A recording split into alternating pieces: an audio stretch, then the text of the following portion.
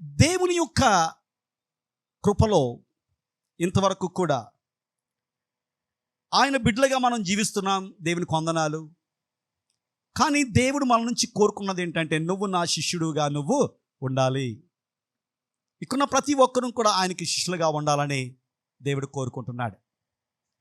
ఇక శిష్యత్వాన్ని గురించి అనేకమైన దైవ సేవకులు దేవుని యొక్క జ్ఞానంతో అనేకమైన మాటలు వాళ్ళు సూక్తుల రూపంలో, కొటేషన్స్ రూపంలో వాళ్ళు తెలియచేశారు. అనేకమైన కొటేషన్స్ మీకు తెలియచేస్తాను. ఈరోజు కూడా ఒక ముఖ్యమైన 3 కొటేషన్స్ మీ మధ్య ఉంచాలని నేను ఇష్టపడుతున్నాను. శిష్యులుగా ఉండటం అంటే మన శరీరాలు, మన మనసులు, ఆత్మలలో క్రమశిక్షణ కలిగి ఉండటం. ఏంటండి? క్రమశిక్షణ కలిగి ఉండాలి. మనం శిష్యుల్లో ఉండవలసింది ఏంటంటే క్రమశిక్షణ. వేటిలో క్రమశిక్షణ? అందరూ చేసేదానికి అవకాశాలు, నీకు కూడా చేసేదానికి అవకాశం ఉంది. కానీ నువ్వు దేవునికి సంబంధించిన వ్యక్తివి కాబట్టి నీ యొక్క శరీర విషయాల్లో, నీ యొక్క ఆలోచనల్లో, అలాగే నీలో ఉన్న ఆత్మ దేవుని పట్ల చాలా జాగ్రత్తగా మనము క్రమశిక్షణ మనం కలిగి ఉండాలి. ఈ రోజులో చాలామంది దేవునికి మందిరానికి వస్తాం, దేవుని ఆరాధన చేస్తాం, దేవుని యొక్క వాక్యాలు మనకు తెలుసు. చిన్నప్పటి నుంచే వాటిని మనం అనేక సార్లు మనం విన్నాం. బైబిల్లో ఏ వాక్యం చెప్పినా కానీ దాంతో మనకు చాలా సన్నిహిత సంబంధాలు మనం కలిగి ఉంటాం. కానీ సమస్య ఎక్కడి నుంచి వచ్చిందంటే,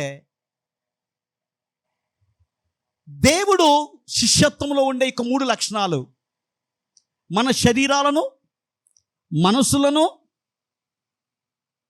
దేవుని యొక్క ఆత్మకు అప్పగించబడి, ఆత్మ దేవుని యొక్క నడుపుదలలో నడిచే క్రమశిక్షణ మనం కలిగి ఉండాలి. శరీరానికి ఆత్మకి ఎప్పుడు కూడా యుద్ధం జరుగుతుంది. శరీరం లోకం కావాలంటుంది. శరీర ఆశలు తీర్చుకోవాలని ఆరాటపడుతుంది. ఆత్మ దేవుని గురించి ఆలోచించేయమని చెప్తుంది. ఆత్మ దేవుని యొక్క కార్యాలు చేయమని నిన్ను ప్రోత్సాహిస్తుంది, నిన్ను ప్రేరేపిస్తుంది. నువ్వు నిజంగా క్రమశిక్షణ కలిగిన వ్యక్తివైతే, నువ్వు నిజముగా శిష్యుడిగా, శిష్యురాలుగా ఇక లోకంలో నువ్వు జీవిస్తున్నట్లయితే, నీ శరీర ఆశల పట్ల నువ్వేం చేయాలి? క్రమశిక్షణ కలిగి ఉండాలి. నీ శరీరం పట్ల క్రమశిక్షణ కలిగి ఉండాలి. అపోస్తలుడైన పౌలు తన పత్రికలో రాస్తూ, క్రీస్తు యేసునందు మంచి సైనికుల వలె మీరు ఉండండి. దేవుని నమ్ముకున్న మనం శిష్యులు దేనికి సాదృశ్యం కనిపిస్తున్నారంటే, సోల్జర్స్కి సాదృశ్యంగా పరిశుద్ధాత్మ దేవుడు తెలియచేస్తున్నాడు. ఇక సోల్జర్స్కి ఉండవలసిన ఫస్ట్ క్వాలిటీ ఏంటో తెలుసా అండి? డిసిప్లిన్. వాళ్ళ యొక్క ట్రైనింగ్ అంతా దేనిపైన ఆధారపడుతుందంటే, అంతకుముందు వేరే బ్యాక్గ్రౌండ్ వాళ్ళు, అంతకుముందు వేరే పనులు చేసేవాళ్ళు, అంతకుముందు వేరే థింకింగ్ వాళ్ళది, అంతకుముందు వేరే రకాలుగా నడుచుకునేవారు. కానీ ఎప్పుడైతే వాళ్ళు మిలిటరీలో జాయిన్ అయ్యారో, ఆ యొక్క మిలిటరీ డిసిప్లిన్ని వాళ్ళు పాటిస్తేనే మిలిటరీలో ఉండగలుగుతారు, లేకపోతే ఇంటికి పంపించేస్తారు.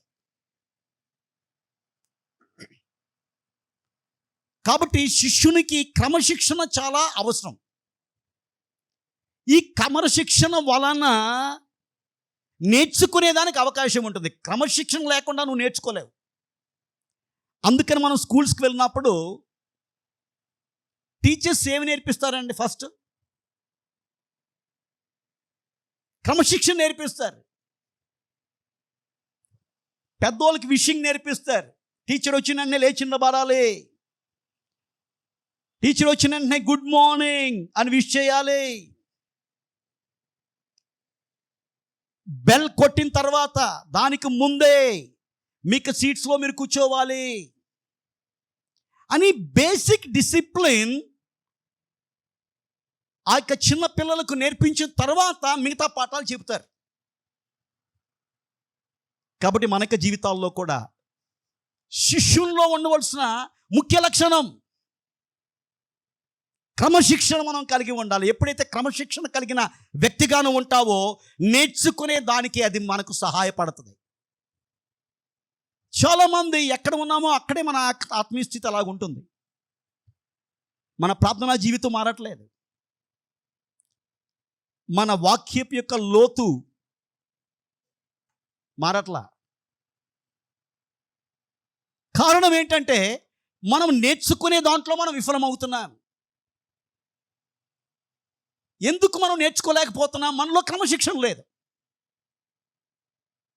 కాబట్టి ఆ యొక్క దైవ సేవకుడు చెప్తున్న మాట ఏంటంటే, శిష్యుల్లో ఉండవలసింది నీ శరీరాన్ని నువ్వు క్రమశిక్షణలో ఉంచుకో, నీ మనస్సును ఏం చేయాలి? అదుపులో పెట్టుకో, క్రమశిక్షణ కలిగి ఉండు. ఆత్మ దేవుని యొక్క అధికారము కింద నువ్వు ఉండు. అలాంటి విషయాలను క్రమశిక్షణ నువ్వు కలిగి ఉండు. అది మొదటి కొటేషన్. రెండో కొటేషన్, శిష్యత్వం అంటే అన్ని విషయములలో ఇతరులకు మాదిరిగా ఉండటం. ఏంటండి? శిష్యత్వం అంటే అంత సులువు కాదు. క్రైస్తవుడిగా ఉండటం చాలా సులువు. క్రిస్టియన్ పేరు పెట్టుకున్నప్పుడు ప్రతి ఒక్కడు క్రైస్తవుడు అనుకుంటారు, లేకపోతే మెడలో క్రాస్ వేసుకుంటే క్రిస్టియన్ అనుకుంటారు, చర్చ్కి వెళ్తే క్రిస్టియన్స్ అనుకుంటారు. ఇది చాలా ఈజీ. కానీ శిష్యునిగా జీవించటం అది కొంచెం సాధన చేయాలి. దాన్ని వర్కౌట్ చేయాలి. ఇతరులకు మాదిరిగా ఉండటమే శిష్యత్వం. ఇతరులంటే ఎవరు? ఇతరులంటే ఎవరండి? First you start with your family. నీ ఫ్యామిలీకి నువ్వు రోల్ మోడల్గా ఉండాలి. భర్త భార్యకు రోల్ మోడల్గా ఉండాలి, భార్య భర్తకు రోల్ మోడల్గా ఉండాలి. పిల్లలు, పెద్దలు, ఇంట్లో ఉన్న వాళ్ళందరూ కూడా మాదిరిగా ఉండాలి. అప్పుడు నువ్వు నిజంగా శిష్యుడైనట్టు. కాబట్టి మాదిరిగా లేకుండా మనం చెప్పేదొకటి, చేసేదొకటి, ఆలోచన చేసేది ఒకటి. దేవుని గురించి గొప్పగా ఆలోచన చేస్తాం, కానీ దేవుని గురించి ఏమీ చేయలేము. కాబట్టి ప్రతి విషయములో ఈ లోకములో దేవుడు నిన్ను ఇతరులకు మాదిరిగా ఆయన నిన్ను ఉంచాడని జ్ఞాపకం చేసుకొని నిజమైన శిష్యుడు ఇతరులకు మాదిరికరంగా జీవిస్తాడు. ఈ విషయంలో మనం అందరం కూడా తప్పిపోతామంటాం. అతను సరిలేడు కాబట్టి అతనికి విలువ ఇవ్వను, అతను నన్ను ప్రేమించట్లేదు కాబట్టి అతను పట్టించుకోను. ఒక్కొక్కసారి మన కుటుంబ జీవితాలను మనం పరిశీలన చేసుకుంటే కుటుంబ జీవితాలనే కట్టుకోలేకపోతున్నాం. కుటుంబంలోనే ప్రేమ లోపిస్తుంది, కుటుంబంలోనే మంచి సంబంధాలు లేకుండా కలిసి ఉంటాం ఇంట్లో, కానీ మనసులు కలిసి లేవు. ఇంకా నువ్వు ఏ రకంగా మాదిరిగా ఇతరులకు ఉంటావు చెప్పు? దేవుడు ఒక మాట చెప్తున్నాడు, అనేకమైన భక్తులు కూడా దాన్ని ఆడారు. నన్ను పోలి నువ్వు నడుచుకో. యేసు ప్రభు ఇక లోకానికి మాదిరిగా ఆయన ఉన్నాడు. ఆయన్ని గురువుగా కలిగిన శిష్యులుగా ఉన్న మనం ఇతరులకు మనం ఏం చేయాలని మాదిరిగా ఉండటమే శిష్యత్వం. తెలుగులో ఒక సామెత ఉంది, ఇంటిని గెలిచి రచ్చను గెలువు. బయట దేవుని గురించి చెప్పడం చాలా easy. Nobody knows you, it's very easy. కానీ కుటుంబంలో నువ్వు ఏ రకంగా ప్రవర్తిస్తున్నావు, కుటుంబంలో నీ మాటలు ఎలాగుంటున్నాయి, దేవుడు ఆ యొక్క కుటుంబంలో ఉన్నాడని, దేవుడే ఆ కుటుంబానికి అధిపతి అని చెప్పి ఆ కుటుంబాన్ని దేవుని యొక్క జ్ఞానంతో నువ్వు ఏ రకంగా కట్టుకొని మాదిరికరంగా ఆ కుటుంబంలో జీవిస్తున్నావు ఒకసారి ఆలోచించాయి.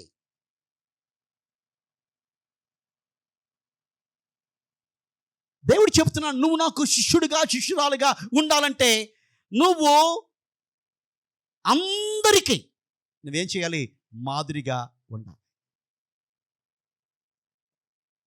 నిన్ను అసహించుకునే వారికి కూడా నువ్వు మాదిరిగా ఉండాలి. నీ పైన ప్రేమ చూపించని వారి పట్ల నువ్వేం చేయాలి, క్రీస్తు ప్రేమను కనపరిచి క్రీస్తు యొక్క మాదిరిని మన జీవితాల్లో కలిగి ఉండటమే ఏంటండి, శిష్యత్వం. ఆలోచన చేద్దాం. ఈరోజు దేవుడు సూటిగా మనతో మాట్లాడుతున్నాడు ఇక్కడ వారి జీవితాల్లో. దేవుడు చెప్తున్నాడు, నువ్వు నాకు శిష్యుడిగా ఉండు, నువ్వు నాకు శిష్యురాలిగా ఉండు. శిష్యురాలిగా ఉండాలంటే, శిష్యుడిగా ఉండాలంటే అన్ని విషయములలో ఇతరులకు నువ్వు మాదిరిగా ఉండాలి. నువ్వు మాట్లాడే విషయంలో మాదిరి, నువ్వు కనపరిచే ప్రేమ విషయంలో మాదిరి, ఇక లోకములో నువ్వు ప్రవర్తిస్తున్న ప్రవర్తనతో మాదిరి. అన్ని విషయాల్లో కూడా ఇతరులకు ఏం చేయాలి, మాదిరి కలిగి ఉండాలి. నిన్ను చూసి ఇతరులు దేవుని దగ్గరికి రావాలి. నిన్ను చూసి నీలో ఉన్న దేవుని యొక్క లక్షణాలను వారి యొక్క జీవితంలో వాళ్ళు కలిగి ఉండేదానికి వాళ్ళొక తీర్మానం తీసుకునే మాదిరి జీవితం మనం జీవించినప్పుడు ధైర్యంగా చెప్పచ్చు, నేను క్రీస్తు శిష్యుడను, నేను క్రీస్తు శిష్యురాలిని. We are experts in theory. We are doctorates in theory. But our standard is LKG or kindergarten standard when it comes to the practical or practice. Who wants theory? నీ యొక్క జీవితం ఒక ప్రాక్టికల్గా, ఇతరులకు ఒక మోడల్గా, నువ్వు మాట్లాడే ప్రతి మాట కూడా క్రీస్తును చూపించే మాటగా ఉండాలి. నువ్వు ప్రవర్తించే ప్రతి ప్రవర్తన కూడా దేవునికి మహిమకరంగా ఇక లోకములో ఉండాలి. ముఖ్యంగా అది నీ ఇంట్లో స్టార్ట్ చేయి. ఇంట్లో మాదిరిగా ఉండు. You take a personal commitment. నా కుటుంబానికి నేను మాదిరిగా ఉంటాను. నేను కుటుంబంలోనికి ప్రతి ఒక్కరు ఇలాంటి డెసిషన్ తీసుకుంటే ఎలా ఉంటుందో తెలుసు. నా కుటుంబాలు క్రీస్తు లక్షణాలు కుటుంబంలో ఉంటే సాతాను ఆ కుటుంబంలో ఉండలేదు. క్రీస్తు మాదిరి మనకి జీవితాల్లో లేకపోవటం వలన అపవాదికి మన యొక్క గృహాల్లో, మన జీవితాల్లో మనం ఏం చేస్తున్నాం, చోటిస్తున్నాం. క్రీస్తు మాదిరిగా ఉంటే సాతాను నీ దగ్గరకు రాలేడు. కాబట్టి దేవుడు తెలియచేస్తున్న రెండవ కొటేషన్, శిష్యత్వం అంటే, శిష్యుడు అంటే ఎవరంటే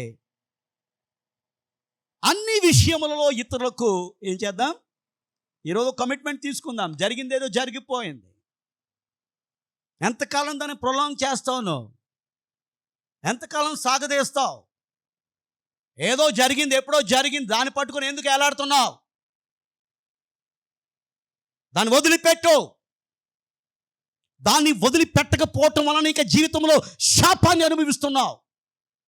దేవుని యొక్క బ్లెస్సింగ్స్ మనకి జీవితంలో మనం పొందుకోలేకపోతున్నాం. ఆశీర్వాదకు కర్త అయిన దేవుని యొక్క ఆశీర్వాదాలు మనకి జీవితాల్లో కరువు అవుతున్నాయి. కారణం ఏంటంటే మనం ఉండవలసిన రీతిలో మనం ఉండకపోవటం వలన. విచారం ఏంటో తెలుసా అండి? లోకస్తులకి ఇవన్నీ తెలియదండి. దేవుని గురించి తెలియదు, మాదిరి గురించి తెలియదు. ఏదో మంచిగా ఉండాలని ఒక సూపర్ఫిషియల్గా వాళ్ళు మాట్లాడతారు. కానీ మనకు తెలిసినంత ఎక్కువగా లోకస్తులకు తెలియదు.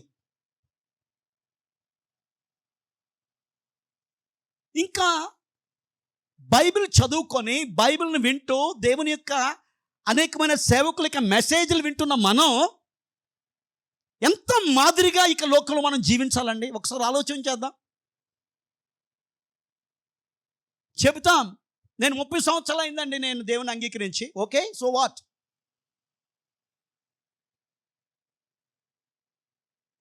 మనలో ఒక వ్యాధి ఉంది, ఆత్మీయ మురుగుజ్జుతనం. ఏంటిదని? మరుగుజ్జుతనం అంటారు. Stunted growth. సర్వీస్ పెరుగుతుంది, దేవునిలో మాత్రం పెరగట్లా.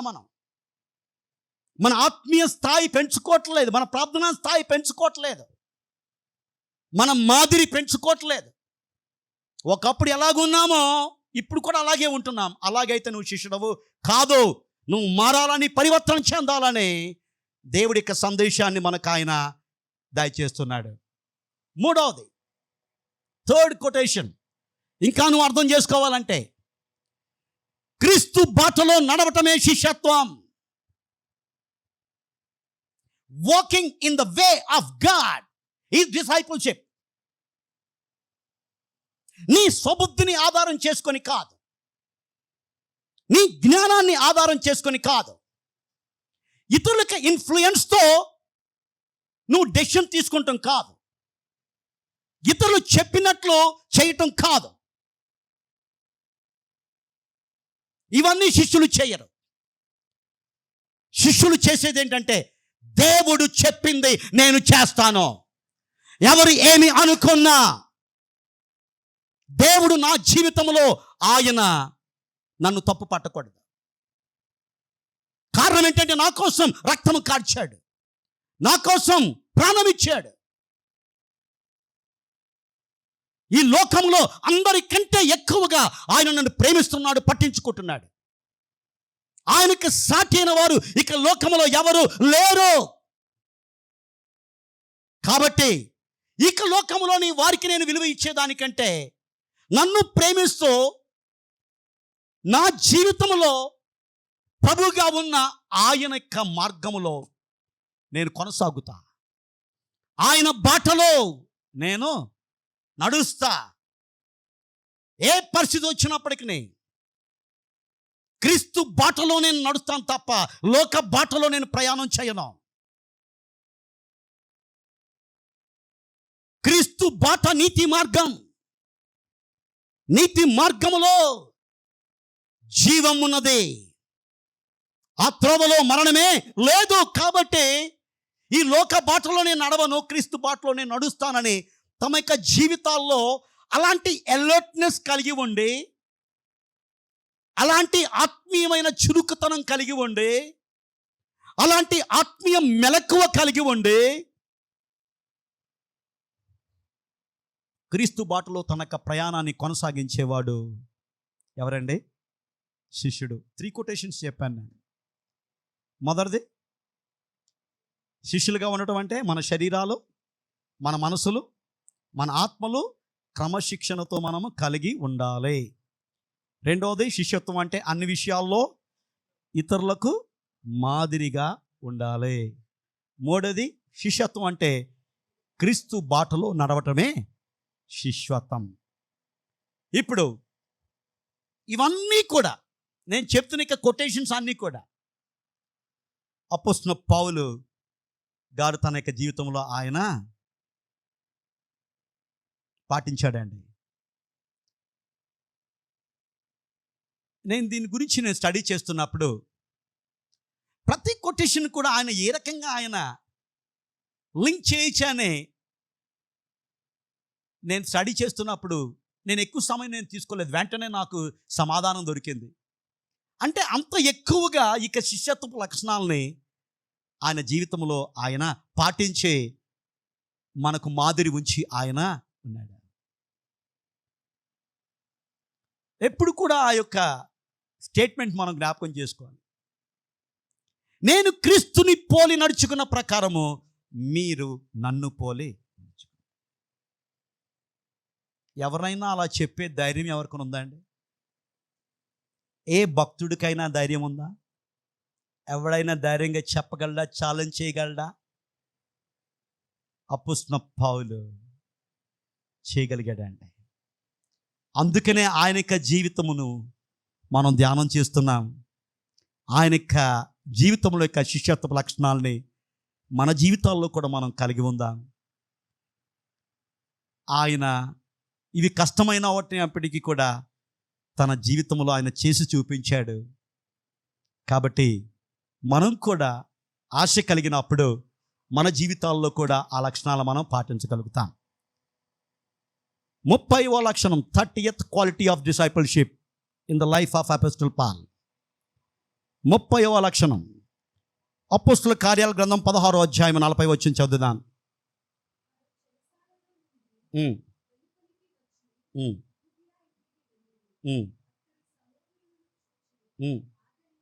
ఆదరించి వాళ్ళు ఏం చేశారు? దీంట్లో అపోస్తలుడైన పౌలులోని యొక్క శిష్యత్వపు లక్షణం ఏంటంటే 30వ లక్షణం, దేవుని యొక్క వాక్యముతో మాటలతో ఆదరించు వారు ఎవరండి? శిష్యులు. ఇక లోకములో దేవుడు నిన్ను ఎందుకు పెట్టాడో తెలుసా? ఆయన ఆదరణకర్త. ఆయన్ని పోలి నువ్వు నడుచుకోవాలి. ఇతరులకు ఆదరణకరంగా దేవుడు ఇక లోకంలో నిన్ను ఉంచాడు, మర్చిపోకు. అపోస్తలుడైన పౌలు తాను బాధల్లో ఉన్నా, తాను కష్టాల్లో ఉన్నా కానీ ఇతరుల క్షేమాన్ని పట్టించుకొని ఇతరులను ఆదరించే ఒక అద్భుతమైన లక్షణాన్ని ఆయన కలిగి ఉన్నాడండి. ఒక్కొక్కసారి దేవుని యొక్క వాక్యముల యొక్క మాటలతో ఆయన ఆదరించాడు. ఆ వాక్య జ్ఞానముతో అనేక సార్లు కొన్ని మాటలతో ఆయన ఇతరులను ఏం చేశాడు? ఆదరించాడు.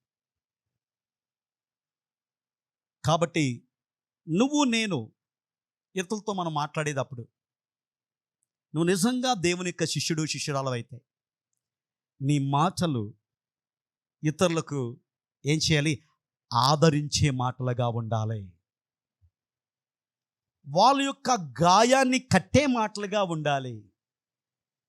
వాళ్ళ యొక్క బాధను మాన్పే మాటలుగా ఉండాలి. వాళ్ళ యొక్క గాయాన్ని రేపే మాటలుగా ఉండకూడదు. చాలామంది దేవుని యొక్క మందిరానికి వస్తాం, దేవుని యొక్క వాక్యాన్ని వింటాం, ఇతరులకు అనుకూల వచనమేమి మాట్లాడండి అని అందరికీ తెలుసు. ఇతరులకు క్షేమమును అభివృద్ధి కలిగించే మాటలు మీరు మాట్లాడండి. అవి ఆదరించు మాటలుగా ఉంటాయి. వాళ్ళను సంతోషపెట్టు మాటలుగా ఉంటాయి. వాళ్ళను ప్రోత్సాహపరిచే మాటలుగా ఉంటాయి. వాళ్ళను ధైర్యపరిచే మాటలుగా ఉంటాయి. నేను ఇక లోకంలో ఉన్నప్పుడు నేను ఈ రకంగా ఆదరించాను. నేను నా వద్దకు వచ్చిన ప్రతి ఒక్కరు కూడా ఆదరించబడ్డారు. నా మాటల వలన ఆదరణ కలిగింది, నా క్రియల వలన ఆదరణ కలిగింది. అలాగే నేను మీకు గురువుగా ఉన్నట్లయితే శిష్యులుగా ఉన్న మీరు కూడా ఇతరులకు ఏం చేయాలి? ఆదరించు వారిగా మీరు ఉండండి. Again start with family. ఇంట్లో వాళ్ళని ఆదరించకుండా నేను బయట వాళ్ళని నేను ఆదరించేస్తానని చెప్పి కట్టకట్టుకొని వెళ్ళిపోకు. ఇంట్లో నీ వలన ఆదరణ కలగాలి. నీ భర్త ఆదరించబడాలి, నీ భార్య ఆదరించబడాలి, నీ పిల్లలు ఆదరించబడాలి. ఒక్కొక్కసారి మన మాటలు వాళ్ళ కళ్ళల్లో రక్తం కారేటట్టుగా మాట్లాడే జీవితాలు మనకి జీవితాలు. కన్నీళ్ళు కాదు, రక్తం కారుతుంది. బైబిల్లో ఉంది, కత్తిపోటు వంటి మాటలు మాట్లాడేవారు కలరు. కత్తి దూయొక్కర్లా. కత్తి దూస్తే ఏమవుతుందో తెలుసా అండి? హాస్పిటల్కి వెళ్తే వారు సర్జరీ చేస్తారు, కొన్ని రోజులకి గాయం మానిపోద్ది. ప్లాస్టిక్ సర్జరీ చేస్తే ఇంకా అసలు కనపడదు. అది టెక్నాలజీ ఆ రకంగా అయింది. అదే ఒక వ్యక్తి పట్ల నువ్వు ఇబ్బందికరంగా మాట్లాడిన యొక్క మాట, ఆ వ్యక్తి బతుకున్నంత వరకు కూడా నిన్ను చూసినప్పుడు కూడా ఆ యొక్క వ్యక్తి ఏం చేస్తాడు? ఫీల్ అవుతావు అంటాడు. కాబట్టి శిష్యులుగా ఇక లోకంలో ఇతరులకు కష్టం కలిగించే మాటలు మాట్లాడకూడదండి. ఇతరులకు ఇబ్బంది కలిగించే మాటలు మనలో ఉండకూడదండి. ఇతరులకు ఆదరణ కలిగించే ఆదరించు మాటలు మన నోట్లోంచి మనం రావాలి. బహుశా వాళ్ళు నిన్ను ఆదరించట్లేదు, వాళ్ళు నీతో సరిగా లేరు, వాళ్ళు నిన్ను పౌరుషమైన మాటలతో వాళ్ళు బాధ పెడుతున్నారు. కానీ నువ్వెవరో తెలుసా? క్రీస్తు శిష్యుడు, క్రీస్తు శిష్యురాలు. కాబట్టి వాళ్ళను పోలి నువ్వు నడుచుకోవద్దు, వాళ్ళను పోలి నువ్వు ప్రవర్తించకో, క్రీస్తుని పోలి నడుచుకో. కాబట్టి అపోస్తలుడైన పౌలు ద్వారా తన యొక్క జీవితంలో ఆయన పాటించిన ఒక అద్భుతమైన శిష్యత్వపు లక్షణం, ఆయన దేవుని యొక్క వాక్యముతో మాటలతో ఇతరులను ఏం చేశాడు? ఆయన ఆదరించాడు, సహోదరులను ఆదరించాడు, అన్యులను ఆదరించాడు. తన కడబడిన ప్రతి ఒక్కరికి కూడా తన మాటల చేత ఆయన ఏం చేశాడు? ఆదరించాడు అనే సంగతిని మనం జ్ఞాపకం చేసుకుందాం. 31వ లక్షణం. ఇప్పుడు అపోస్తలుల కార్యాల గ్రంథం 17వ అధ్యాయానికి వద్దాం. మనం మొదటి 2 వచనాలు మనం చదువుకుందాం. అపోస్తలుల కార్యాల గ్రంథం 17వ అధ్యాయము మొదటి 2 వచనాలు.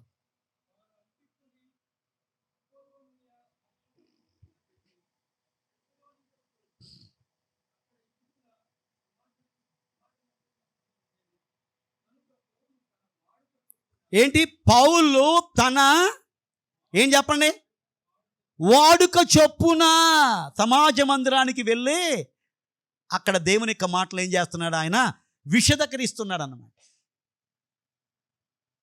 వాడుక. నీకు నాకు కొన్ని వాడుకలు ఉంటాయి కదండి. వాడుక అంటే ఏంటి? హ్యాబిట్స్. ఆటోమేటిక్గా నువ్వు చేసేస్తావు. శిష్యుడుకున్న లక్షణం ఏంటంటే అలవాటుగా, వాడుకగా దేవుని యొక్క సువార్తను, దేవుని యొక్క ప్రేమను ఇతరులకు చెప్పువారు శిష్యులు. అప్పుడప్పుడు కాదు, నా సమయం ఉన్నప్పుడు కాదు. ఏం చేయాలి? వాడుకగా. ఒక్కసారి ఆలోచించేద్దాం. దేవుని గురించి నీకు తెలిసిన వాళ్ళు అనేక మంది ఉన్నారు. ఎప్పుడు లాస్ట్ ఇన్సిడెంట్ దేవుని గురించి ఎప్పుడు వాళ్ళతో పంచుకున్నావు? ఒకసారి జ్ఞాపకం చేసుకున్నావు? ఈ ప్రశ్న సమాధానం చెప్పేదానికి ఇబ్బంది పడతాం. కారణం ఏంటి? అది వాడుకగా మనకు లేదు, అది మనకు అలవాటుగా లేదు. కానీ మనం శిష్యులుగా ఉండాలని నాకు ఆశ. అపోస్తలుడైన పౌలు తన వాడుక చొప్పున సమాజ మందిరంలో, ఇతర ప్రదేశాల్లో దేవుని యొక్క మర్మములను ఇతరులకు ఏం చేశాడు? విశదీకరించాడు. క్రీస్తుని గురించే సాక్ష్యం ఆయన చెప్పాడు. ప్రతి ఒక్కరండి దేవునికి కావాలండి. ప్రతి ఒక్కరు కూడా దేవుని యొక్క పరిచయంలో వాడుకోవాలని దేవుడు ఇష్టపడుతున్నాడు. ఇంకో సంగతి తెలుసా అండి, మనం అనుకుంటాం ప్రీచర్స్ వలన ఎక్కువ మంది రక్షణ పొందుతున్నారని మనం అనుకుంటాం. చర్చిలో రక్షణ పొందే వాళ్ళు చాలా తక్కువ మంది అంటే. మనం అనుకుంటాం ఓపెన్ ఎయిర్ క్రూసైడ్స్లో ఆల్టర్ కాల్ ఇచ్చినప్పుడు ఎంతమంది వస్తారు కాబట్టి రక్షణ పొందే వాళ్ళు చాలా ఎక్కువ మంది అనుకుంటాం. కానీ స్టాటిస్టిక్స్ ప్రకారం వ్యక్తిగతముగా ఇతరులకు దేవుని యొక్క మాటలు చెప్పి వాళ్ళను దేవునిలో నడిపించే వారి యొక్క సంఖ్య చాలా పెద్ద సంఖ్య అంటే. దీన్ని అర్థం చేసుకున్నాం, అప్పుడు నీ బాధ్యత ఏంటో నీకు తెలుస్తుంది. దేవునికి వాక్యం చెప్పేదానికి పులిపిట్టే అవసరం లేదండి. యాక్చువల్గా నా లెక్క ప్రకారం చర్చిలో చెప్పేదానికంటే మనం ఎక్కువగా బయట చెప్పేదానికి మనం ఏం చేయాలి, ఆరాటపడాలి. కారణం ఏంటంటే చర్చిలో ఎలాగలాగా దేవునికి వాక్యాన్ని ఎవరి ద్వారా అయినా దేవుడు ఏం చేస్తాడు, తెలియజేస్తాడు. కానీ అనేక మందికి దేవునికి సువార్త అందట్లేదు. ఒక చిన్న మాట ప్రార్థనాపూర్వకంగా సిద్ధపడి సమయానుకూలంగా సందర్భోచితంగా, అది ఇంపార్టెంట్. ఇంకా నువ్వు బైబిల్ ఓపెన్ చేసి ప్రకటన గ్రంథం 22వ అధ్యాయము 3వ వచనం మొదలు పెట్టావనుకో, ఓవర్. సమయాన్ని చూడు, అతని ఆత్మీయత స్థితి చూడు. అతనికి యేసు గురించే తెలియదు, ఇంకా ప్రకటన గురించి చెబితే ఆడి తలకేమీ కదా. కాబట్టి తగిన సిద్ధపాటు అవసరం. నీ జ్ఞానం పైన ఆధారపడకు. ఎవరైనా ఒక వ్యక్తి దగ్గరికి నువ్వు వెళ్ళేటప్పుడు ప్రార్థనాపూర్వకంగా వెళ్ళు. నాయన, ఆ వ్యక్తి దగ్గర నేను వెళ్ళాలనుకుంటున్నాను ప్రభా, నేను మాట్లాడే మాటలు ఆ యొక్క వ్యక్తి మనోనేత్రాలకు నా గుడ్డితనాన్ని నువ్వు తెరవాలి. నీ స్వరాన్ని వినాలే.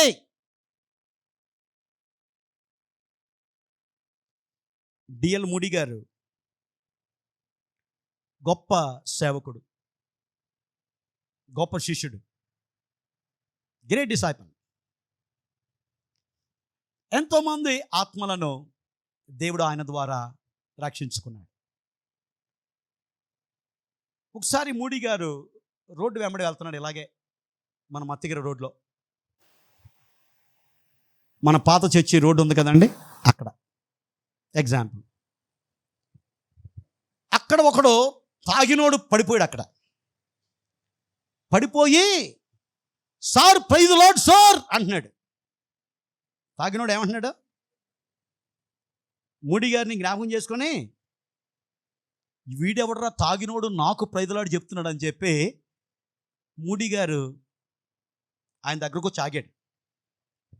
గుప్పు గుప్పుమంటుంది త్రాగుడు వాసన. తర్వాత నువ్వెవరు బాబు అని అడిగాడు మూడీ గారు. సార్, ఏం ప్రశ్న సార్ ఇదే, నేను ఎవరిని అడుగుతారా మీరు? మీ మూలంగానే నేనేం చేశాను, రక్షించబడ్డా. ఏమన్నాడు ఆయన?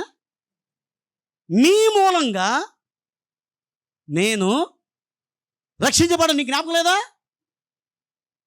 అప్పుడు మూడీ గారు అన్నారు, అవునరా, నా మూలంగా రక్షణ పడ్డావు కాబట్టి నువ్వు ఇక్కడ ఉన్నావు. అదే దేవుని మూలంగా రక్షించబడినట్లయితే ఈ స్థితిలో నువ్వు ఉండే వ్యక్తివి కాదో. దీని ద్వారా నేర్చుకోవాల్సిన సత్యం. అపొస్తలుడైన పౌలు, దేవుడు గొప్పగా ఆయన వాడుకున్నాడు, అద్భుతాలు చేశాడు, ఎన్నో ఆశ్చర్య కార్యాలు చేశాడు, ఎంతో మందికి సువార్తను అందించాడు, అనేక మంది మారు మనసు పొందారు. కారణం ఏంటో తెలుసా అండి? అపొస్తలుడైన పౌలు గారు తన జీవితంలో ఆయన అలవాటుగా, వాడుకగా దేవుని యొక్క సువార్తను ఇతరులకు ఏం చేశాడు? సాధారణంగా సంఘాల్లో సువార్త చెప్పాలంటే సువార్త కూడికలు ఏర్పాటు చేయాలి, గాస్పుల్ క్యాంప్ అని అనౌన్స్మెంట్ చేయాలి. అప్పుడు దాన్ని ప్లానింగ్ చేసి మెటాడోర్ బుక్ చేసుకొని అప్పుడు వెళ్ళి సువార్త చెబితే అది సువార్త అని ఒక భ్రమ క్రైస్తవ సంఘాల్లో ఉంది. అది సువార్తే, నేను కాదని చెప్పను. నేను అదంతా చేయాలంటే ఎంత టైం కావాలి? బోల్ అంత ప్లానింగ్ చేయాలి, బోల్ అని వనరులు ఉండాలి, బోల్ అని రిసోర్సెస్ ఉండాలి, అందరికి అనుకూలంగా ఉండాలి, ముఖ్యంగా పాస్టర్కి అనుకూలంగా ఉండాలి.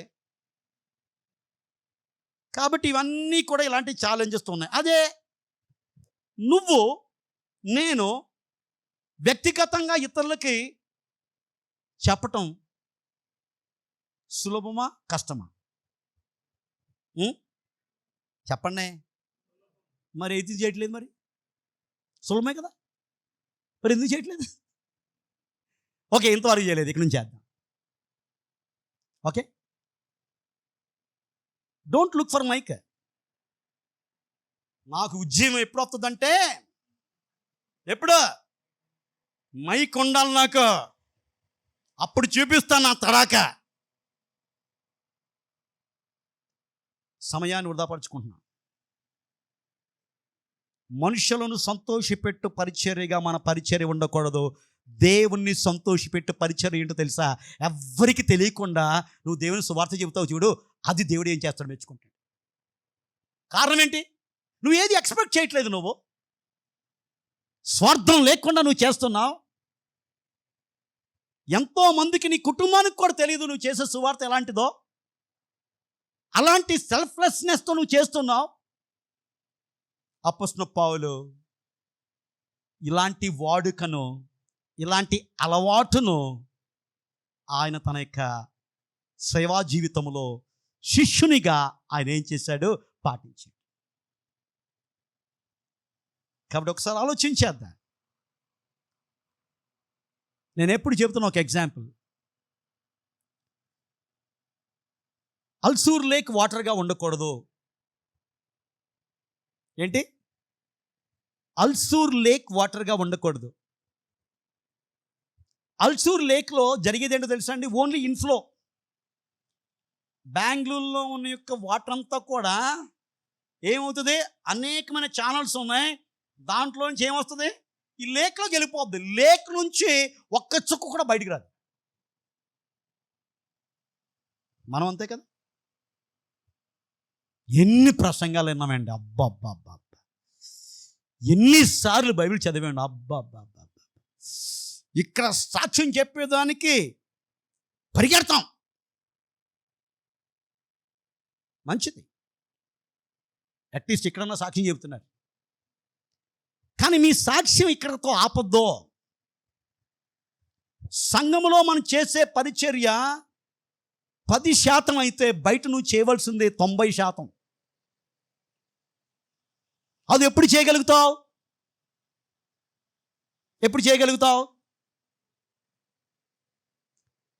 అలవాటుగా, వాడుకగా ఇతరులకు దేవుని యొక్క సువార్తను చెప్పే ఒక అలవాటు నువ్వు కలిగినప్పుడు ఏం చేస్తావు? అనేక మందికి నువ్వేం చేస్తావు? రీచ్ అవుతావు. యేసు ప్రభు పద్ధతి ఏంటో తెలుసా అండి? నేను 5 విషయాలు చెప్దాం అనుకున్నాను, టైం అయిపోయింది. ఓకే, దీంతో నేను ముగిస్తాను. నేను యేసు ప్రభు యొక్క ప్రిన్సిపల్, ఆయన ఒక దగ్గర కూర్చొని అందరం దగ్గర రండి నేను బోధిస్తా అన్నాడా? ఖాళీ నడకన ఈ రీచ్డ్ పీపుల్. ఒక వ్యక్తి ఉన్నాడు, అందరూ వదిలేశారు, వాడు స్వాధీనంలో కూడా వాడు లేడు.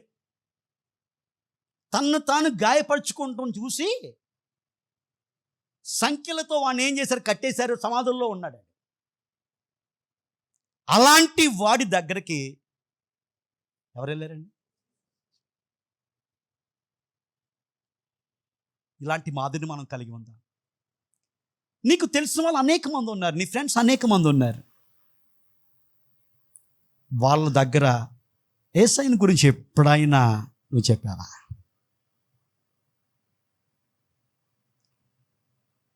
వాళ్ళ యొక్క మతాన్ని విమర్శించద్దు, వాళ్ళు చేస్తున్న యొక్క పూజా విధానాలను విమర్శించద్దు. చాలామంది చేసే తప్పుడు పని అంటే వాళ్ళు చిన్నప్పటి నుంచి ఆ మార్గంలో ఉన్నారండి. ఏకదమ్ సడన్గా నువ్వు చెప్తే స్టార్టింగ్లోనే నేను రిజెక్ట్ చేస్తారు. అందుకని పాముల వలె వివేకాన్ని మనం కలిగి ఉండాలి. నెక్స్ట్ క్వాలిటీ అదే. అపోస్తలుడైన పౌలు వివేకముతో దేవుని యొక్క సువార్తను ఆయన ఇతరులకు చెప్పగలిగాడు. ఈ 17వ అధ్యాయంలో అది రాయబడి ఉంది. నెక్స్ట్ వీక్ దాని గురించి మనం ధ్యానం చేయబోతున్నాం. సో కాబట్టి ప్రభునందు ప్రియులారా, మన యొక్క జీవితాల్లో శిష్యులుగా మనం ఒక అలవాటును కలిగి ఉండాలి. ఏం అలవాటు? దేవునికి వాక్యాన్ని చదివే అలవాటు మనకుంది, ప్రార్థన చేసే అలవాటు ఉంది, సంఘానికి వచ్చే అలవాటు ఉంది, దేవునికి పరిచర్యకు ఇచ్చే అలవాటు మనకుంది. వీటన్నిటిని బట్టి దేవునికి వందనాలు. కానీ ఇంకో ముఖ్య అలవాటు ఏంటో తెలుసా? నువ్వు శిష్యుడు అయితే ఇది అలవాటుగా వాడుకగా నీకు ఉండాలి. ఇతరులకు దేవుని యొక్క ప్రేమ సందేశాన్ని నువ్వేం చేయాలి? తెలియజేయి. ఒకసారి ఆలోచించే, నీ కళ్ళ ముందే ఆ యొక్క వ్యక్తి నరకానికి వెళ్తున్నట్లయితే నువ్వు ఎలాగ ఫీల్ అవుతావు? నీ కుటుంబంలో ఒక వ్యక్తి నీ కళ్ళ ముందే నరకానికి వెళ్తున్నాడు, ఎలాంటి భారం కలిగి ఉంటావు? నువ్వు పనిచేస్తున్న ప్రదేశంలో నీకు ఎంతగానో హెల్ప్ చేసిన యొక్క వ్యక్తి, నీ బాస్ కావచ్చు, నీ సబార్డినేట్ కావచ్చు, నీ పీర్స్ కావచ్చు, he loved you so much, నీకెంతో హెల్ప్ చేశాడు. ఆ వ్యక్తి నీ కళ్ళ ముందే నరకానికి వెళ్తూ ఉంటే నువ్వు ఎంతగా బాధపడతావు? అలాంటి భారం మనం కలిగి ఉండాలి. ఇంకో ఇన్సిడెంట్ నా జ్ఞాపకం వస్తా, చెప్పి నేను ముగిస్తాను. నేను ఒక దైవ సేవకుడు పెళ్ళయింది. పెళ్ళైన వెంటనే ఇప్పుడులాగా పెద్ద పెద్ద తతంగాలు ఏముండవు కదా, సింపుల్. తర్వాత పెళ్ళి అయిపోయిన తర్వాత ఇంటికి వచ్చారు, ఇద్దరు భార్యాభర్తలు ఉన్నారు.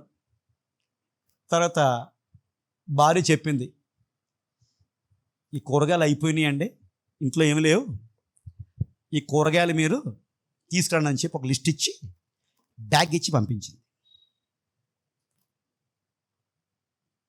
జరిగింది ఇది, కట్టుకథ కాదు. ఆయన సిటీ తీసుకున్నాడు, బ్యాగ్ తీసుకున్నాడు, డబ్బులు తీసుకున్నాడు. 3 రోజుల వరకు ఇంటికి రాలేదంట.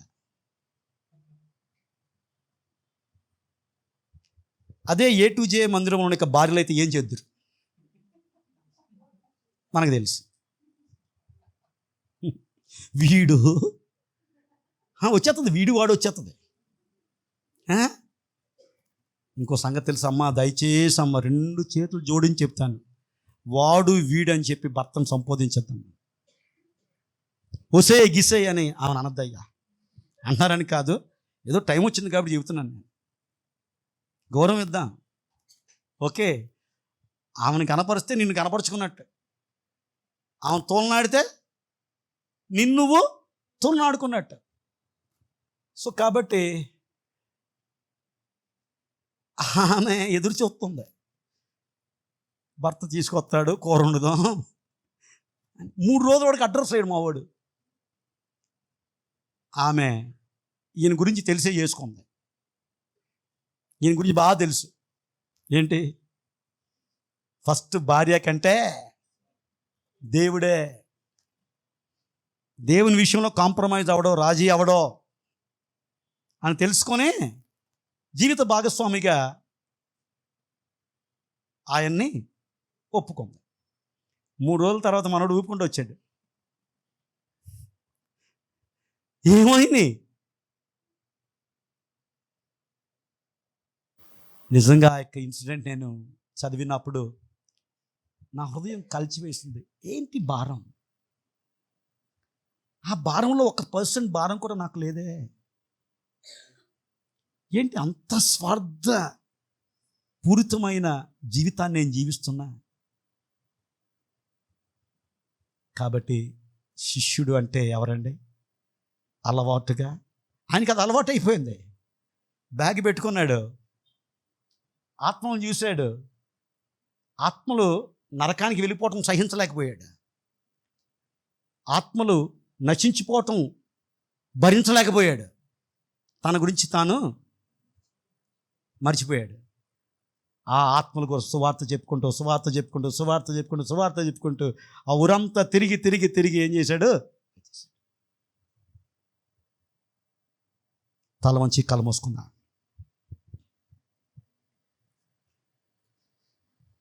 అపొస్తలుడైన పౌలు జీవితం ద్వారా ఈరోజు 2 లక్షణాలు, 31వ లక్షణాన్ని మనం నేర్చుకున్నాం. దేవుని యొక్క వాక్యముతో, మాటలతో ఇతరులను ఆదరించువారు శిష్యులు. అలవాటుగా, వాడుకగా దేవుని యొక్క సువార్తను ఇతరులకు చెప్పి ఇతరులను రక్షణ మార్గంలోనికి నడిపించేదానికి అహర్నిశలు కృషి చేసేవారు శిష్యులు.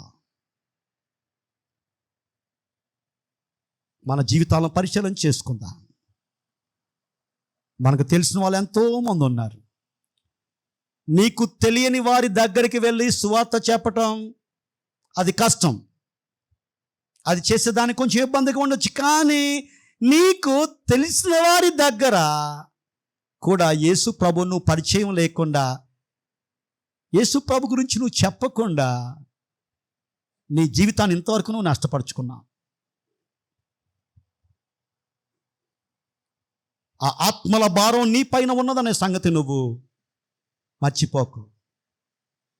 అందుకనే ఆ యొక్క వ్యక్తిని నీకు స్నేహముగా దేవుడు దయచేస్తాడు, స్నేహితురాలుగా దయచేస్తాడు. ఒక అద్భుతమైన ఫ్రెండ్షిప్ని, రిలేషన్షిప్ని దేవుడు ఆ వ్యక్తితో నీకు ఏర్పాటు చేశాడు. ఎందుకో తెలుసా? ఆ వ్యక్తి ఆత్మ నరకానికి వెళ్ళకూడదు. ఆ వ్యక్తి నీతో పాటు పరలోక రాజ్యంలో, దేవుని యొక్క రాజ్యంలో ఉండాలి. అలాగుండాలంటే అలవాటుగా, వాడుకగా దేవుని యొక్క ప్రేమను మనకు తెలిసిన వారి ఎంతోమంది ఉన్నారు, వారికి దేవుని గురించి తెలియదు, వాళ్ళకు అన్యులుగా బతుకుతున్నారు. యేసు ప్రభు యొక్క ప్రేమను, ఆయన యొక్క గొప్పతనాన్ని, ఆయన త్యాగాన్ని చెప్పే ఒక శిష్యుడిగా, శిష్యురాలిగా మనకు జీవితంలో మనం ఒక తీర్మానం తీసుకుందాం.